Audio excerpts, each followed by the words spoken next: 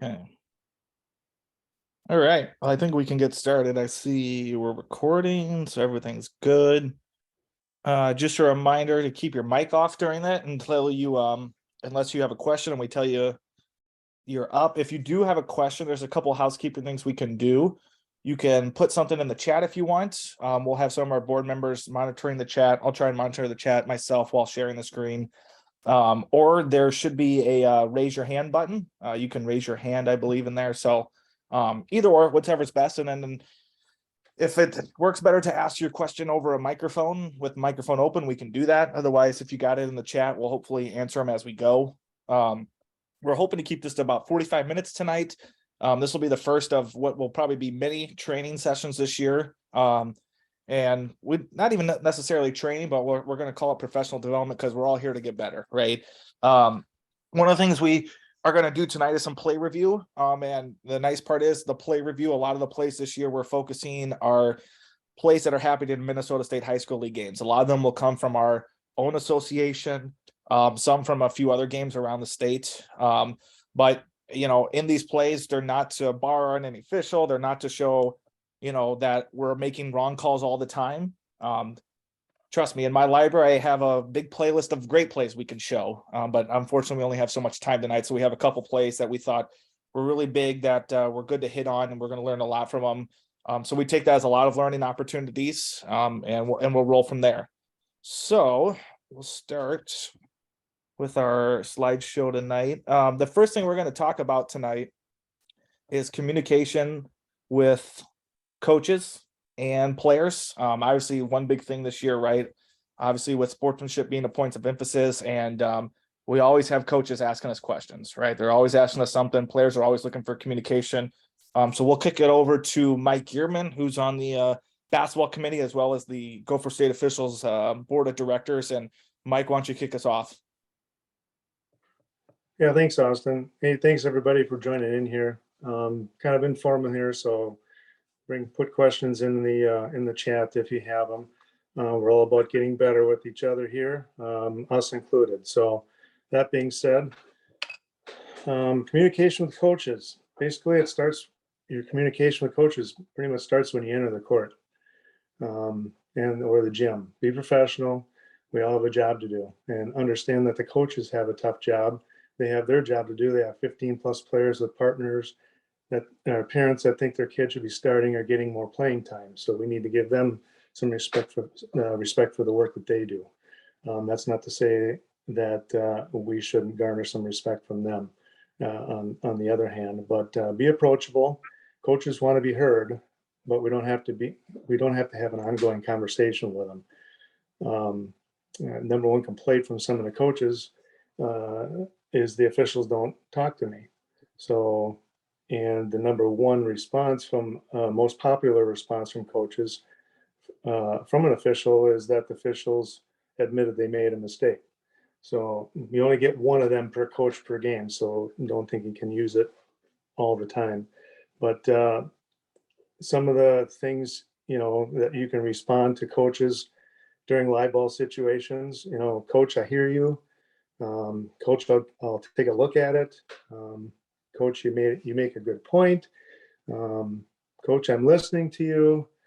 And like I said before, coach, you're right. I missed that one. Own it and move on. So some of the things about when you first come on the court, you're going to get to a captain's coaches meeting. So when you greet the coaches, be approachable, saying, Coach, hey, great to see you again. Always a pleasure working your games, and good luck tonight. We want them to think that you've actually worked some of their games before. So that way it makes them think, hey, maybe I don't know this guy. This guy looks kind of new, but it sounds like he's worked one of my games before, so I'm going to give him the benefit of the doubt. So plant that seed in there right away. Another thing, so you're not always talking with coaches and whatnot, especially during dead ball situation when we have two free throws, a 2-shot free throw. When you go to report, don't go over to the sideline and have a conversation with a coach. Get out there to the jump circle, where the jump circle is at the division line. Stay there for the first free throw. Second free throw, they want to ask a question. Okay, coach, what do you got for me? That way you've got 15 seconds, 10 seconds to make it short and sweet. That way we don't have a 1 to 2 minute conversation with the coach while free throws and subs are trying to come in. That's about all I have on that. Be short with it. Be respectful, but be short. Conversations with them. It doesn't. If they go too far, you always have the bench warning at your disposal. Let's use it. It puts them on notice that, hey, you've gone over the limit. You've gone too far, and you don't have to give out a bench warning just to before a technical. If they want a technical, you're going to know when they're going to want a technical foul. So use your voice and communicate respectfully with the coach, and you should get some respectful conversation back. Eric, you want to add anything to that? No, that was good. Excellent. How about you, Steve? Mr. Kent? Yeah, I have one thing I want to add. Thank you for the opportunity, Mike. I would say I agree with everything that Mike said. In addition, we communicate with the coaches, administration, when we walk into the court. Our body, I mean, if we look shabby, our shirt's not tucked in, which I haven't seen any Gopher official come in looking like a shabby official, but everything about us communicates to the coach. And when we're respectful, people mirror what we do. And when I'm in coaches' meetings, I tell coach, we can talk like adults. You can't talk at me. When we're going to rotate to your side, we can talk about it. And I'm not going to yell across the court at you, and vice versa. I don't expect you to yell across the court at me. We're going to work the best we can to give you guys an excellent officiated game, but let's be grown-ups today.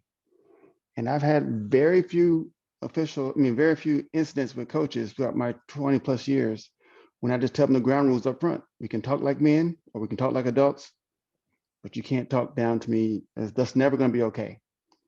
And it works for me. So consider those things. Thanks, Mike. You bet. Steve? Steve with us? I don't think he made it back in. All right. So He may be having technical issues. Yeah, he was having them earlier. Okay. Yeah, good stuff. Are there any questions on coaches' communications? We got about 2 or 3 more minutes left in this part of the segment where no question is a dumb question. We hopefully have a good answer for it and not a dumb one. It's a critical part of our game, right? Coaches' communication. Sometimes sometimes coaches raise too much. Go ahead, Kent.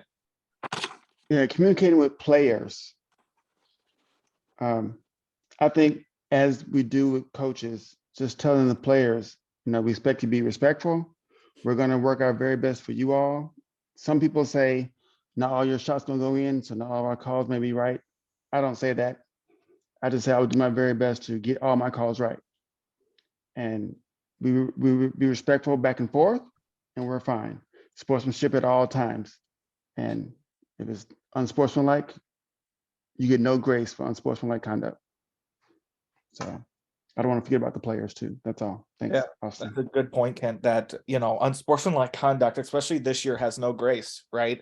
This year, the point of emphasis, I don't know if, we talk about point of emphasis in our pregame meetings. And one thing I add is, look, this isn't a Minnesota high school league thing. This is a national thing. The point of emphasis nationally in high school basketball is sportsmanship. And so, Eric says it all the time, there's no tolerance for unsportsmanlike conduct. When you do something unsporting and whether you're dropping foul language, you're showing up an official with some kind of head movement, you're flailing your arms, that's where they've now set the line that we have to cross to give technicals. They've lost their chance at a warning when we have unsporting behavior like that. And a lot of that can be prevented with officiating to communicating early on in the game. Whether that's walking, when you're running the table, if a player comes and talks to you quick, hey, a quick answer is what they're going to remember. They're not going to remember your long answer. So cool. Go ahead. Can I add one thing? Yep, go ahead, Eric. One thing I will talk to the players and the coaches about is I will say that it is a privilege to play this game. it is not a right that you play this game, and we should all respect the game as such. So the players, the players should respect their coaches, they should respect their opponents, and they should respect us as officials. So that's something I may add, that I add sometimes as well. Yeah, if I may add, even when we're in our pregame duties, right, when we're on the court, you have a U1 and a U2, you're watching the teams.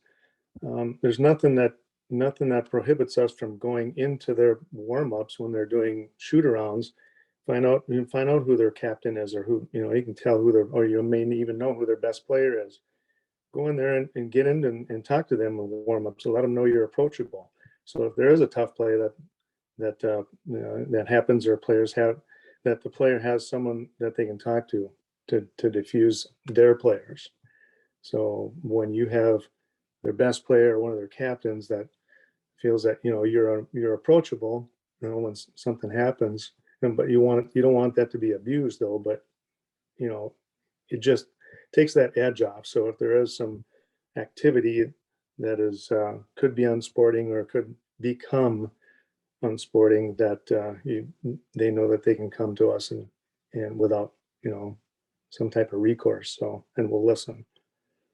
That being said, even so, as a lead official, is a good time to talk to post players. If they're not listening to us talking to them during live ball situations, that's a good time to talk to them. Hey, 20 and 42, I've had enough of you guys here. Time to clean it up, or we're going to start, calling fouls. We've talked enough. We're trying to get you, to not give you fouls, talking you through them, but you're not listening. So, and say it loud enough. Use your voice so the coaches can hear it. Now the coaches know you put them on notice as well. That's a good point, Mike. And I like to let them know that we're there to do a job, but we're also human beings. Mm-hmm. Sometimes I think that aspect that gets lost in translation, if you will. Yeah. Cool. All right. Well, Eric, you want to take this next part here? We've got our early observations from this year, talking about what we've seen that we've done good. What is it that we need to clean up here as we enter January? December was a quiet month for a lot of us, but now January is where it starts to get real serious. We get into conference play. Teams are starting to get their rhythm. So Eric, take it away. Yeah, the first bullet point there is our favorite topic, uniform compliance. And I've had many conversations with coaches about this particular issue. My feeling is that coaches pretend that the rules are so confusing that they don't want to be bothered with it. And I come back to them with the statement that, okay, the uniform rules are not that complicated. You'll start with, if you are wearing an undershirt, the undershirt has to be the same solid color as the jersey. And if they have sleeves, the sleeves need to be hemmed, and they need to be the same, they need to be the same length. Anything else, headbands, wristbands, shooting sleeves, tights, has to be either solid black or solid white, and it has to be the same color for all players. So I try to get across to them that the rules are not that complicated. And I even encourage coaches to say, well, why don't you assign uniform compliance to one of your assistants, one of your 9 assistants that you have on staff? Certainly somebody can make sure that when your players hit the court, that they're properly attired, that they're in compliance with the uniform rules as set by the Minnesota State High School League. So I often wonder when I'm looking at college games on TV, I hardly ever see players with their jerseys untucked. I hardly ever see at a dead ball, or when administering free throws, I hardly ever see the referees having to instruct players to tuck in their jerseys. And so I wonder what they're doing that we're not doing. And so we have an obligation to each other to make sure the uniform compliance occurs game in and game out. So I'm working a game on Tuesday. I have an obligation to the officials that are working the game on Friday to make sure that that's something that they don't have to deal with. Okay, so any questions on uniform compliance or what our philosophy should be, or one of the issues that comes up is whether or not we should enforce uniforms in the JV game. I don't work a lot of JV basketball anymore. When I did, I wasn't that concerned about uniform compliance in the JV game because sometimes the JV teams are just they're wearing mixed match uniforms and blah, blah, blah, blah, blah. So it's hard to ensure compliance in a JV game. I'm not saying it's impossible, but that was not my primary focus when I was working a JV game. I would, however, let the coaches know that, hey, you know, your JV team is not in compliance. We're not going to allow that during the varsity game. So there are certain ways you can handle that, but I never got all that excited about non-uniform compliance within the JV game. Eric, can I hit on that just real quick? In those JV games, you know what you can do though? I mean, one thing I would suggest is at halftime or there's a chance, hey, coach, we're not, you know, I just want you to let your player know that undershirt is technically out of compliance. We're good right now because obviously you have different things, but do address it with those JV coaches so that they can tell their players so that when it does come up, it's not a shock. Exactly. Well, and some of those JV players are going to be dressing for varsity, so that gives them a heads up too when they go to dress for varsity. That's planting the seed again, right? That's kind of our job as officials, both for coaches and for players, is to plant that seed. Right. Ken, go ahead, chime in real quick. Hey, real quick, I haven't worked JV games in quite a while. I assume we're doing a coaches meeting for the JV game. If we are, that is the time to bring up uniform compliance, that we're not going to be strictly enforcing it now, but don't expect the varsity crew to come in and let that happen. So if you tell them at the beginning of the game, you don't have to remind them at halftime, or just tell them up front. Okay, this is the rule. We know the rule. We understand your resources for the schools may not be able to adhere to the rules for JV based on uniforms, but next year we understand the rules and it won't happen for the varsity game. So don't be shocked when we start the varsity game and we don't, and we're addressing it. So consider that, everybody. Yeah, there is no excuse for non-compliance in the varsity game. None whatsoever. Okay, bullet point number 2, traveling. We're gonna see some plays a little bit later here in the Hey, clinic. Eric. Yeah. We do have one thing in the chat there Okay. from Bill English. Bill says we generally don't do coaches meetings for JV games.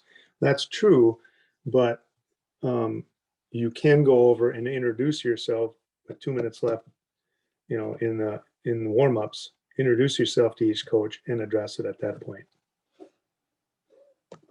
Okay, good point. Yeah. So traveling, we're going to see some videos. Just to interject, yeah, we do introduce ourselves, but a formal coaches meeting like we do at the varsity level, we generally don't do at the JV level. Okay. All right. So bullet point number 2, traveling.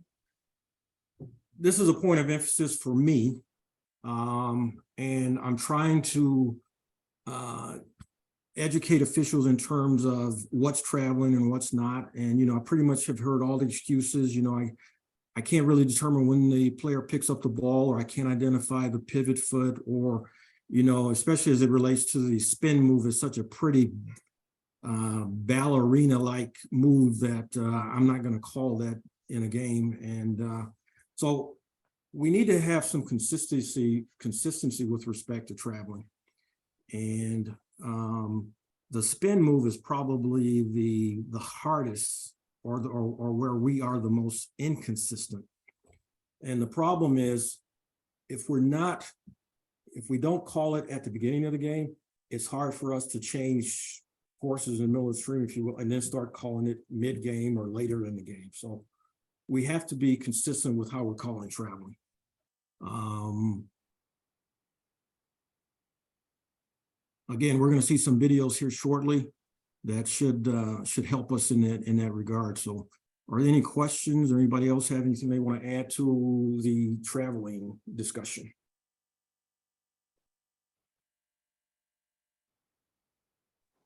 Nope.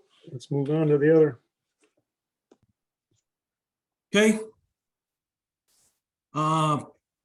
Perimeter officiating. I think we can do a better job in the open court when we have the ball handler and primary defender.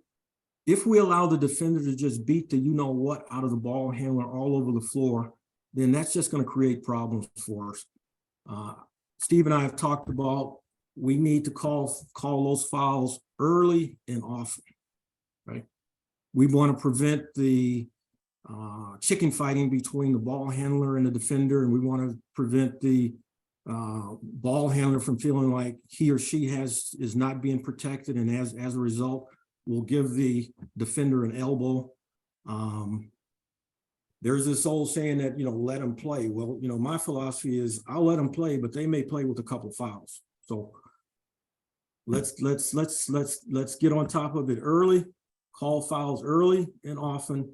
And the other thing is that players adjust to us. They adjust to the type of game that we're calling. It's not the reverse. We don't adjust to them. Okay. So one of the points of emphasis is physical play. And the one way to avoid or prevent or reduce physical play is to call fouls early. There's nothing wrong with getting players in foul trouble. Then they'll understand, okay, well, I can't do that anymore. I can't do that anymore. And you're going to find you're going to have a much, much cleaner game later on. You're going to have fouls early, but if they adjust, they being the players, if they adjust, you shouldn't have as many fouls later on in the game.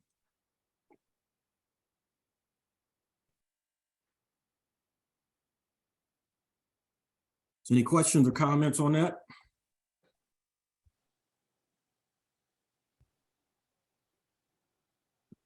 All right, go for it. Eric's going to talk to us a little bit about coaches and captains meeting here.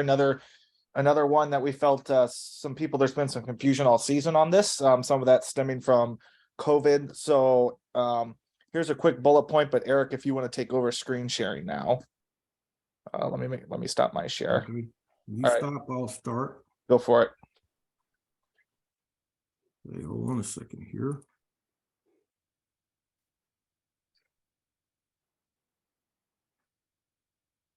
Host disabled participant screen sharing. Can you allow me to share the screen, Austin? Try it now. Okay.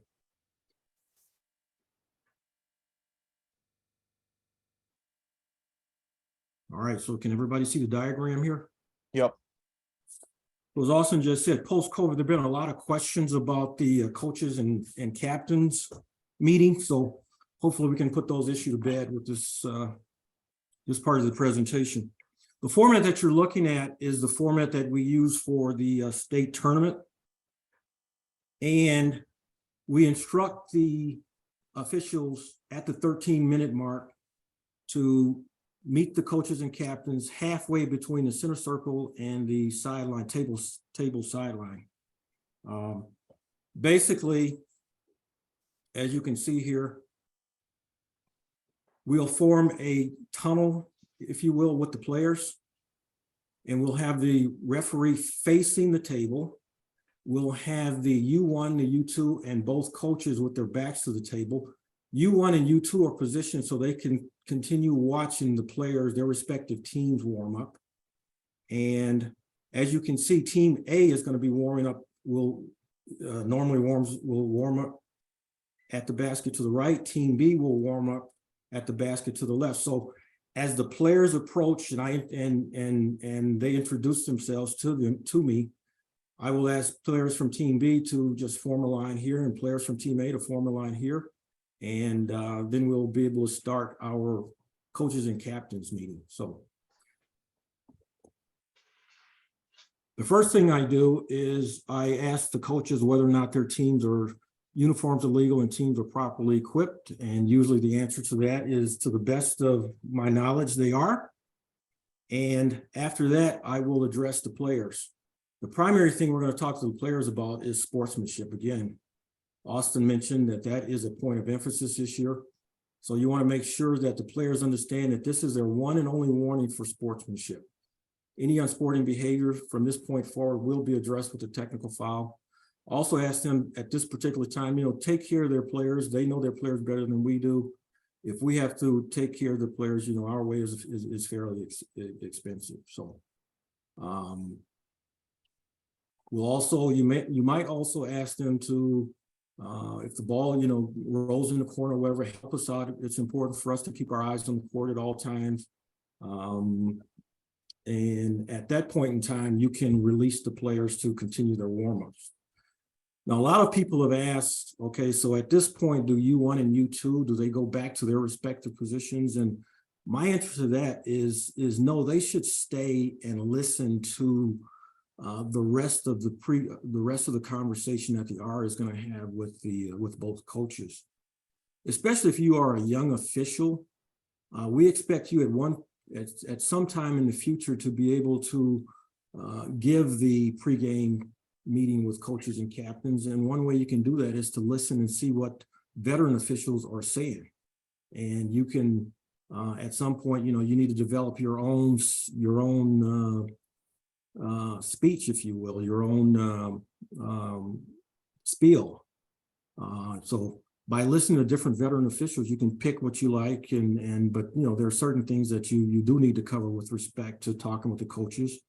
And you want to let them know that the coaching box is enforced, that you expect them to take care of or manage their bench personnel. If they have a timeout, give us a 30. If they want a 30, give us a signal. If not, we'll go full. So you also want to ask them to, before the game starts, to give the book one last check, because you don't want to have any administrative issues with players not being in the book or numbers being wrong, etc. Let's see. I think I pretty much covered. Any questions on we're basically going back to the procedures prior to COVID. So we are meeting with coaches and captains simultaneously, as we used to do pre-COVID. So is there anything in the chat? Nope, I think it looks good. Andrew just made a good point that listening to veteran officials is how to best conduct meetings is how we get better at it. And especially for those younger officials. So, all right. Thanks, Eric. Appreciate it. A quick question. Yeah, go ahead, Tony. Are you wanting us to go across the table before they do anthem and lineups? Because that was said that yes, and then some aren't doing that. So what are we doing? Yes, we should go across table for the anthem. In lineups, right? So we're going to be away from the table on the other side. Okay. Yep. Fair enough. There we go. I got that. We're going to be table side, if you will, table side. Yep. The other thing you may want to do as a crew, or you should do as a crew, is decide how are you going to stand for the national anthem. We're going to have hands over hearts. You could have hands behind your back, but all three officials should do the same thing for consistency purposes. Stephen, go ahead. I think I saw your hand. Is that me, August? Ken, sorry. Yes. Sorry. Okay. Just making sure, but it might be more than one. Okay, you're good. Real quick. When we go to as the referee, when you go to check the book, I strongly encourage you to have each coach or their designated assistant sign the book in the coach's field that says, I validate that all these players are input into the book correctly. I don't do a whole lot of counting players on the court versus counting how many are in the book, because you can have more people in the book than you do have on the court. That's you can do that. But when that coach or that assistant authenticates with their signature that everything is correct in the book, if it's not correct, Coach, you said it was good and you signed it. So I never have the issue of the coach giving me heartburn about that book is not right when they signed it. So it just takes 15 seconds. I would encourage you to do that. Thanks. Good point.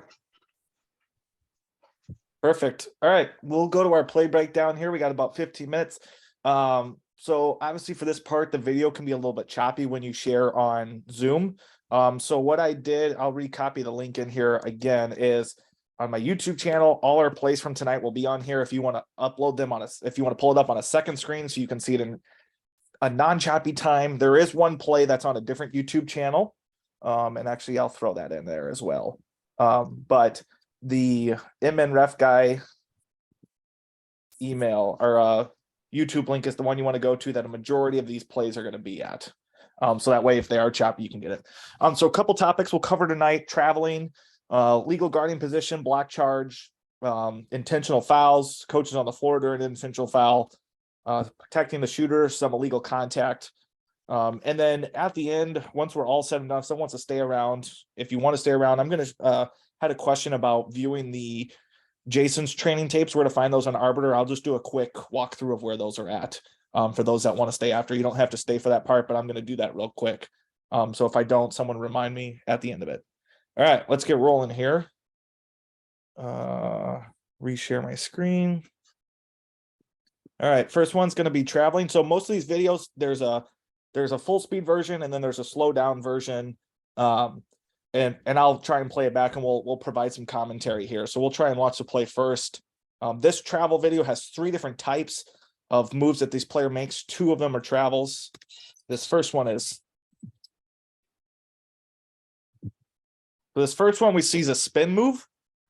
This is the one where we're talking about establishing the pivot foot. You can see she puts that pivot foot down, picks it up, brings it back down to the floor. So we'll slow this one down here. Okay, so she has picked up the ball at this point in time. Right now, her right pivot foot, right foot is her pivot foot. Yep. Okay, this is even a better view of seeing she's picked up the foot, this foot's on the floor. So that's now in our mind, our pivot foot, right? In our mind, we have to slow plays like these down because they happen so fast. She has now picked up her pivot foot. So at this point, she has 2 options: pass or shoot. She's brought that back down. At this point, we should have a travel. Okay. Now she even goes one step further, in which she picks up, you can't really see, but based off her actions, you can see she picks up her right foot again, takes a step and does a layup. So she technically travels twice on this play. All right, we'll watch it just one more time through. There's your pivot. That should be her pivot foot. If she were to shoot or pass before this right foot comes down, she's good. Once she did that, it's a travel and we're going the other way.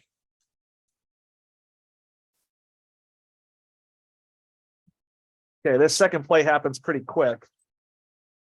You're going to see it better in this slow-mo. This one is one where she jumps off to the side and makes a legal jump stop. Okay, legal jump stop, 2 feet hitting the floor at the same time after jumping off of 1 foot. So you can see right now the ball's she's got the ball in her hand, right foot is on the floor. She steps back or steps to the side and both feet hit the floor at the right time. Now, one thing we talk about too, this is one of those ones you don't want to split hairs on. Right? You find that pivot foot, and if he or she's getting down 2 feet on the floor at that time, that's where we don't want to call travels. Another one last look. It's a little hard with this one with the feet, but I think that one right there illustrating that's what a legal jump stop looks like when you have 2 feet hitting the floor simultaneously. All right, and then this is the last move for this one. This one we see a lot, right? The step through. Now there are legal step throughs, but on this one, okay, she has picked the ball up and this right foot is the foot on the floor. She now steps with her left, is legal, right? At this point, she can shoot or pass and stay legal, but then brings this right foot down, causing us to want to call, or causing us to need to call a travel in this situation. Another last second look at it here. Boom. Yeah, the key here is to find the pivot foot when the player has gathered the ball. Correct. Is there any questions in the chat? Sorry, I'm just pulling up the chat here so I can see. Yeah, and a lot of people say, well, how do I respond to that? When coaches ask, how did she travel? How did he travel? There's one simple answer I always give. Picked up the pivot foot and brought it back down. If that's what it is, right? That's what they did. They picked up the pivot foot and brought it back down. That's my answer. If they come to a legal jump stop and then they pick up one of their foots to pass or something, then you explain it that way. You explain the travel with rule-based knowledge. That's how we keep ourselves out of trouble. All right. Second play we have is a lot happening here. So at the top of the key, we're going to see a possible travel here. It's going to be a travel. We're going to see a drive down the lane with some good verticality. And then the last part of this play is a transition block charge call. And so the arc does become maybe involved here, maybe it doesn't, but look in that area. So you'll want to look, when we're watching this play, look in this area for verticality, and then we'll have an in transition play that'll happen on the opposite table side of the floor here.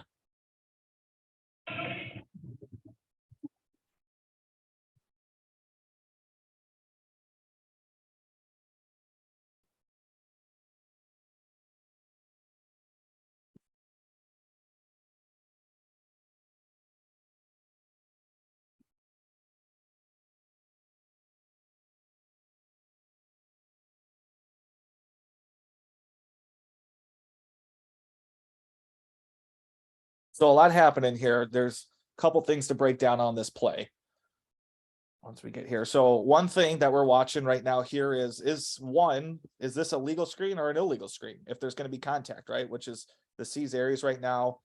Our lead has got a kind of a good look on it, mainly because the lead has no active matchup in this area right now. He saw this player clear out, so now he's going to help out with a legal screen or illegal screen. All right. So far that's a good screen. Yeah, the C can officiate that screen as well, Austin. Yeah, C has the primary there. I should say the lead did a good job of noticing that he had no active matchup, so he got a second pair of eyes on it. Yep. Okay. Now here's a good one. We just talked about traveling. This player has his left foot on the floor with the ball, so that should now become his pivot foot, unless he hops off of that and jump stops with 2 feet. Brings his right foot down. Good. Legal. I think this is really good legal guarding position. Let's see if I can back it up 5 seconds here. This player 2 feet on the floor, facing it. He's allowed to move side to side, or what do they call obliquely? Great verticality. I think this is a great no call by our lead, who has a good look on it. Now we're getting in transition. So here's a key part of this. When we're in transition, we're looking at numbers, right? If we're going to have a black charge play in the lane, does the arc come into play? In this case, right now, we see this as a one-on-one matchup. So because it's not an odd number fast break, the arc is not involved in this play. All right. So in real time, this is a 50-50 call, and I personally 100% agree with a block. Now, in this case, this would not be a restricted arc blocking foul because of the one-on-one situation in terms of the fast break here. Now, if we would have an odd number, then we're talking possible arc play here. But because it's one-on-one in a fast break situation, the arc has no bearing on this play. Once again, this is a 50-50 bang-bang call. I like block on the court. I don't think he ever had 2 feet on the floor facing the opponent. We do a good job of scoring the bucket. In this case, Austin, though, wouldn't have an arc play. Go ahead, Eric. Can you run that back toward the end again? Yes. Really good patience by the lead in transition here. The lead does not reach across the lane to make that call. He allows the trailing C. It's on that side of the court, and that's what we want to occur. We don't want the lead to reach across the lane to make calls. That's why the C is there. That's why we have 3-person officiating. Mm-hmm. Bill, that's a good point. The only reason I would say I would probably go block on the floor is, did this defender ever get 2 feet on the ground facing his opponent? Still got a foot in the air there. Maybe that, but right here is when he finally gets 2 feet facing the opponent, and the opponent's going up ready, almost making contact with him. So that's why a 50-50 call like this, I think can go either way in real time. I like the block call on the floor, but that's a bang 50-50 call that in real time, that's a tough call to make. So Yep, I agree. that's a really tough call to make. But yeah, once again, reiterating, because it's a one-on-one transition, Mike put in the chat, you know, that's the key thing here too, is because it's a one-on-one situation in transition, this isn't a restricted arc play. All right. Our next two plays are going to involve intentional fouls. In this scenario, we have an inbound coming off of a made basket timeout. Not sure what preceded this play. We're going to have a home run pass down here. We don't necessarily get to see the intentional foul because the camera didn't turn fast enough. But it's more we want to pay attention to what happens during the foul. Our coach comes on the court. We have players on the floor. Do we have an intentional foul originally? How does this crew get together and manage the call? So just kind of pay attention to those things in your head.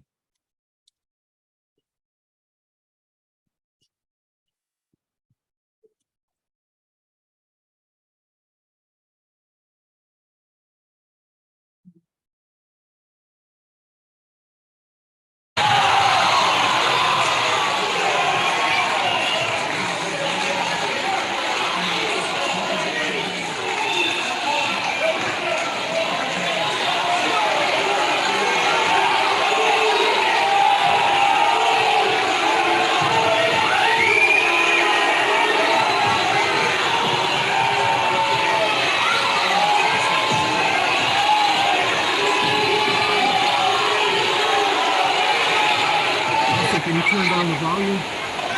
Yes. See if this works. There we go. Is that better? Yeah. A little hot there. This is one of the videos I didn't clip, so I didn't have as much control over it. Okay, so there's a couple things we want to go over on this play. So first off, we have the full court press going on. Our new lead is back here. CT got the home run pass. We can't quite see what is called, but we have a foul, right? Correct call. First thing's correct. Second, we have the trail official and the C official getting in as we have players on the ground. But what happens here is we have a coach starting to creep out on the floor. Now, originally, we can say she's coming out to check on her player. The key thing here to help understand with coaches is we have to, as officials, beckon them on the court to come see a player if they're injured. Coaches don't just get to walk on the court to walk on the court. And obviously instinct kicks in sometimes. But at this moment, she's this far out and her players are up. We start to walk off, but now she's going to go talk to the officials. This is where, at least for the situation that we're in right now, the C does a nice job of coming over and trying to walk her back. Probably should have got her back, kept walking her back. Because at this point, the coach is now trying to be involved in a discussion that she shouldn't be involved in with the calling officials. At this point, I don't think anyone still quite knows what happens. If we had an intentional foul, if we had a common foul, it's at this point we would want officials to get together and talk about this. Okay. At this point, when three officials get together, you need to send players to their benches. We can't just have players roaming the court when three refs are talking together, because now we have no eyes on it. So in terms of game management style here, we would want whoever one of the officials, probably the trail official who's table side, to help get players back to their benches, or the non-official who's talking right now. And then as a crew, we're getting together and we're talking, right? So my first question would be, okay, to the calling official, what call do you have? What do you have? Do you have a common or intentional? If they say common, then our question needs to be, do we need to upgrade this to an intentional foul? And we're making sure as a crew we make that call together, for those who see the information and have information. And if we come out, we need to let it be known that it's going to be an intentional foul. I think when we first watched this play, we didn't talk about this, but I think a good thing that would have come for this calling official if he would have came out right out of the huddle with the intentional foul signal, so that everyone knows in the building we have an intentional foul. Because you can see right now there's a lot of confusion on what we have. Is it intentional? Is it not? There's players on the lane lines. What did we even do with the coach here? I mean, we haven't even started talking about what we should do with a coach, which should be done as a crew. In this situation, because the coach came out on the floor, we have one, because the coach came out on the floor, the player who got fouled or injured should have to come out of the game. That's rule number one. If a coach comes out on the floor, that injured player has to come out.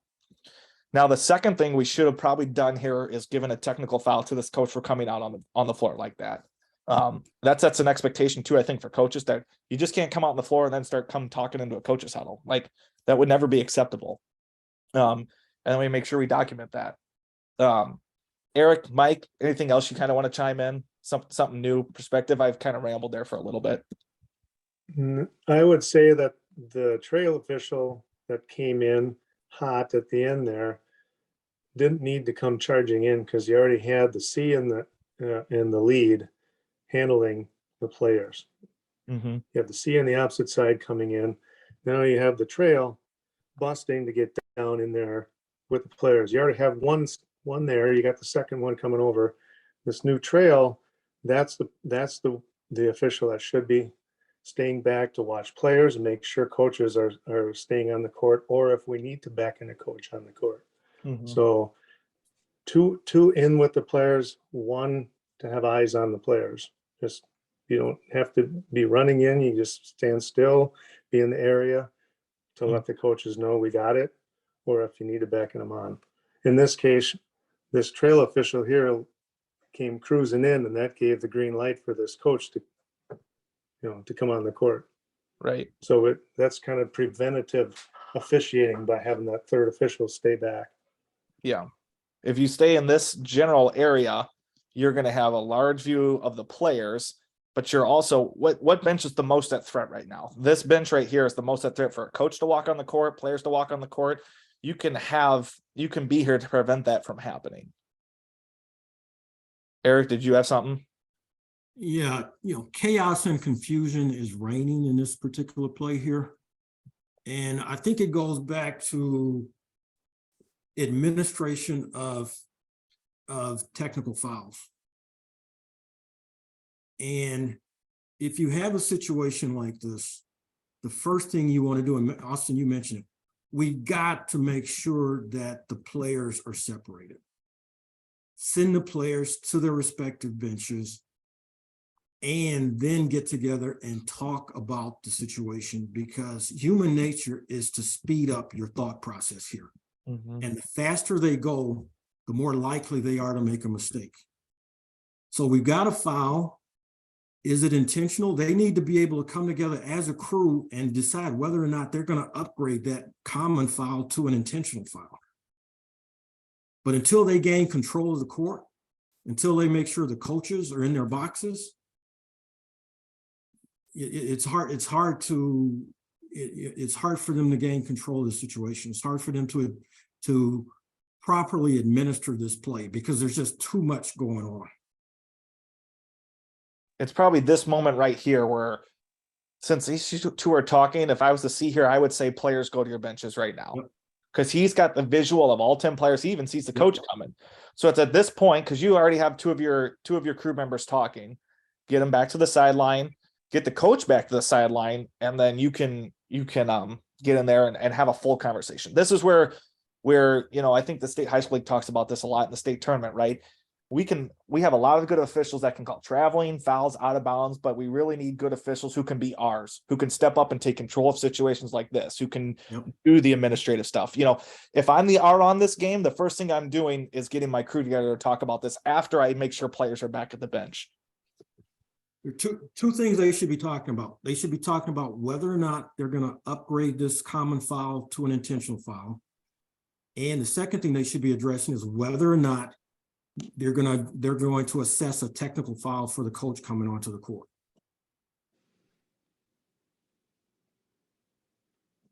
Perfect. After they make those decisions, then they can go to the coaches and say, here's what we're ruling. Here's what we're going to do.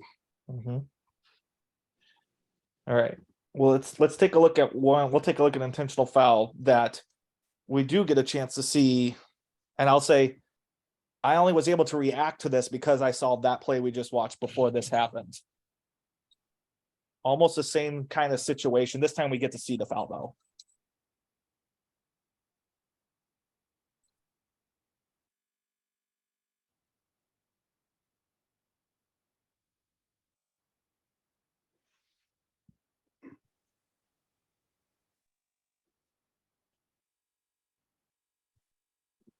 So Austin, you're doing the right thing. You're instructing the players to go to their respective benches. That is you, right? Yeah. Let me tell you, it is really hard. If we didn't pregame this, because let's be honest, our instinct when we see players on the floor is to get in there. You can even see me. I caught myself because that is a difficult thing to remember in that time. That's one of the things where you almost have to have it happen to you, or you have to have it see it 2 times. Because in my head, that exact play we just watched caught me from going all the way in there. And you could see this bench had started to get up a little bit. So we brought everyone back, and then us as a crew got together. And so that's what you have to do. You got to piece it together, right? You got to say, what do we have? Okay. I didn't have a good view on this as I was the trail official, old lead becoming new trail. And so you get the guys involved who say, okay, what do you see? What do you have? And then that's how you determine it. And then you come out. I don't think I clipped it on this one, but we probably should have had an intentional foul here if we back it up a little bit, mainly because we had a player reach two arms out, didn't necessarily make a play on the ball, and kind of right here, a push in the back. You can kind of see he's going up. And we probably should have an intentional foul here. Now, what we did do after we talked, even though we didn't have an intentional foul, we still came out of the huddle and we just said, boop, foul, 2-shot common foul. And that way everyone knew it was common foul. And I'll be honest, even though we should have had an intentional foul and you saw the fans and the coaches, after we came out and said common foul, 2 shots, no one said anything. And I think a lot of that was because we got together and talked about it. Even if we did get it wrong, they still were pretty calm about it. Now, the second piece I want to talk about real quick that we kind of caught this early is a travel here, probably at the top of the key, just with how this play went. So catches it with his right foot on the floor. So this is now his pivot foot. Steps with his left, he's good. And then the right foot came back down and the left foot. So we probably should have had a travel on this, and that probably would have prevented having to go through the intentional foul. But nonetheless, we had a foul and then kind of administered it the best we could. Anyone else chiming in? Anything you want to add to this? What time is it? 7:54. All right, we'll go with one more play here. So we got 7:55. I don't want to hold you too long. I want to go with this one. We have a protect the shooter one, but I want to go with this one because of how much is involved in it. A little bit of a train wreck, and then it also involves some paint coverage. This one doesn't have any sound.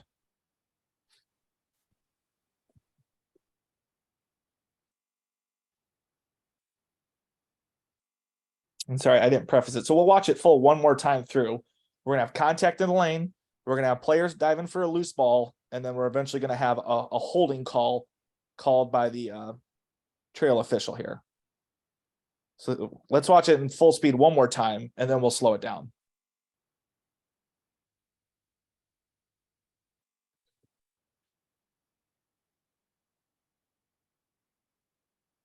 And we have a hold.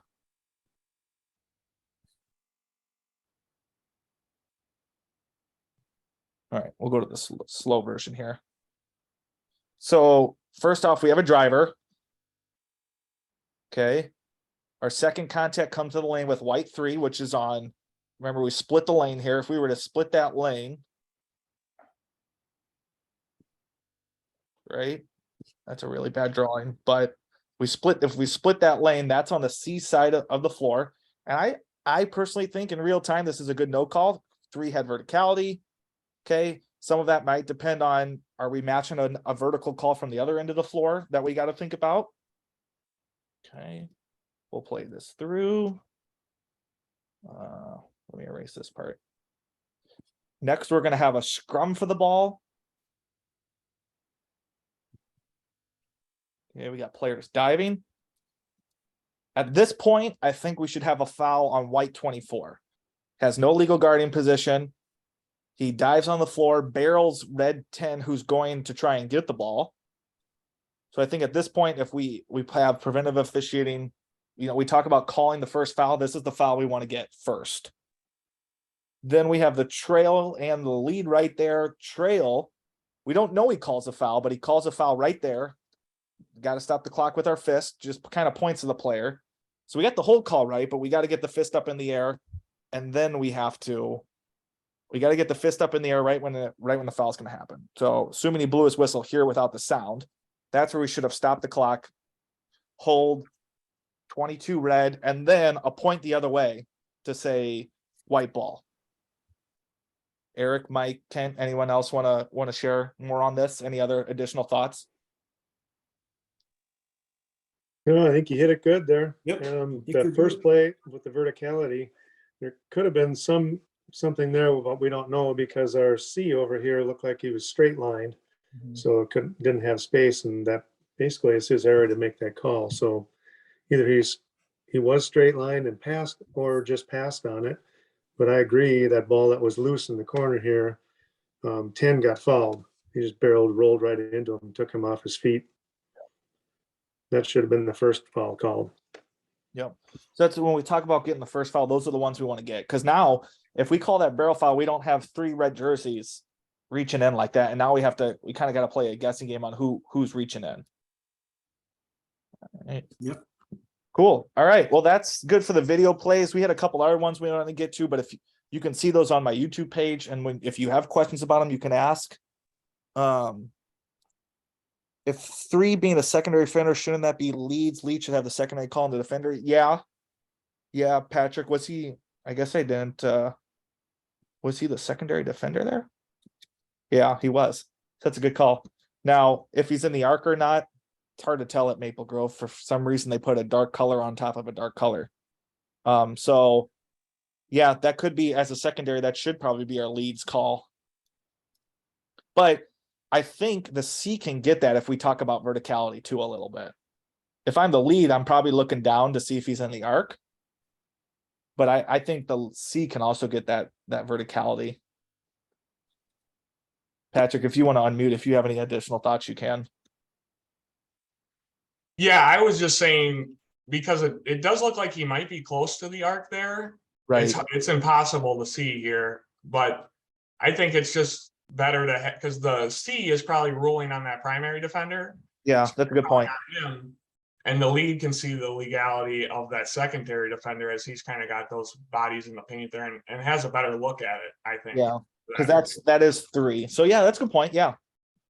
Yeah, it's hard to see on Maple Grove's floor. They have a black line on a dark crimson red colored paint. Steven, I think you raised or Kent, you raised your hand. Did you have the same thing Patrick was just saying, or do you have an additional thought? I have something to add. Freeze it right there. Okay. The C is so far away. I know we want to stay off the court, but I would recommend, if you watch the play, as the ball goes away from you, C, you can help your partners by staying engaged. Step onto the court some, not to the free throw line, of course, or to the lane line. But you're so far away, you're of no help. This is 2-man officiating. So I would say, come onto the court some. Yeah. Would you say probably to this word, like where it starts to say crimson, just a little bit? Yep. Yep. Yeah, that's an excellent point. Yep. Yeah, because if you do have something here and benches start to clear, now this C has engaged already and can see if people do leave the bench, if we have something crazy happen after, and you don't feel like you're all the way back there.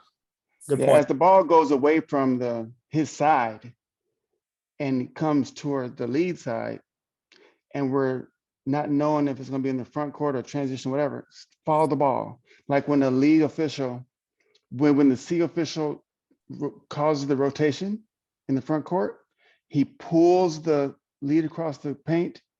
When the ball is moving like that to that extreme, let the ball pull you onto the court. Not all the way, of course, but come onto the court. You're too far away. You're no help to the crew. My 3 cents. Thanks, Austin. That was a nickel's worth, Kent. Yeah, that was good. That was one when we first watched this video, we didn't even realize that. So it just shows how many times you can, some of these plays we could break down for 25 minutes, and this is just a small portion of the game. So that'll take it for the plays. I encourage everyone at some point to watch film of your games, even if it's 10 minutes of a game. Now more than ever, there's more games on YouTube, the NFHS network, which is like $9 a month. There might be a way to get it free if you refer a friend. So there's just really, and if you don't feel like paying for film, nothing says you can't email an AD or coach asking for a video version of the film to watch.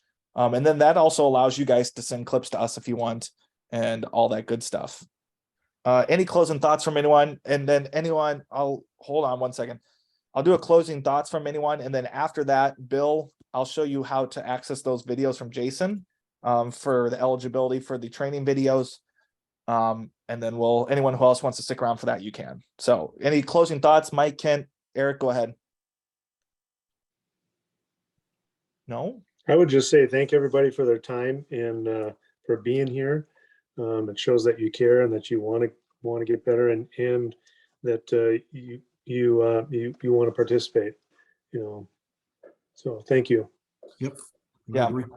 Thanks, guys. My goal this year is to do these once a month. Maybe once we get into February, maybe we'll have an extra one. But I'm hoping to update with clips on my YouTube page constantly. And hopefully that'll, so if you see something you want to talk about or something, let me know. Okay, last part here. We're just going to go through Arbiter real quick and discuss Norm, or who asked me? Bill English asked me. We're to see those videos for credit. As most of you know, you see the training videos this year. If you want to work in a state tournament, you have to watch those for credit. That happens on Arbiter now. If you watch through YouTube, you don't get credit.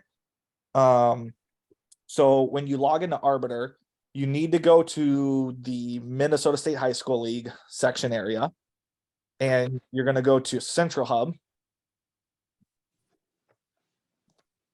And then on this eligibility tab,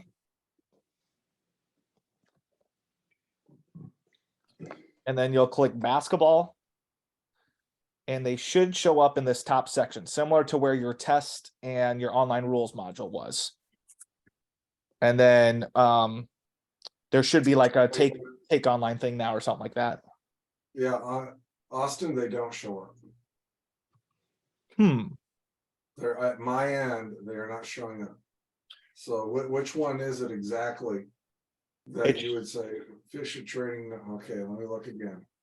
So yeah, maybe I'm totally clueless, right? That's possible. Bill, if you want, you can probably share your screen if you have the eligibility tab open right now. And My eligibility tab looks very different than yours.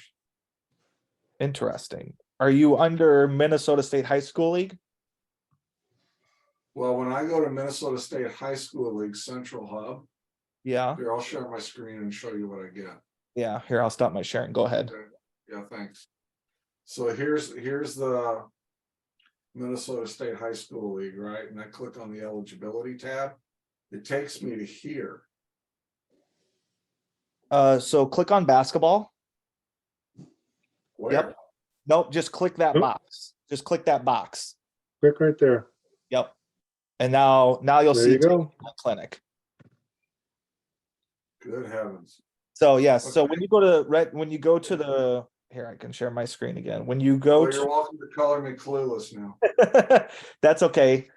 So yeah, when you go to that eligibility dashboard, you actually have to click on this box physically. You can click anywhere and it'll open up this. Yeah, I didn't know that. Thank you. Yeah, no problem.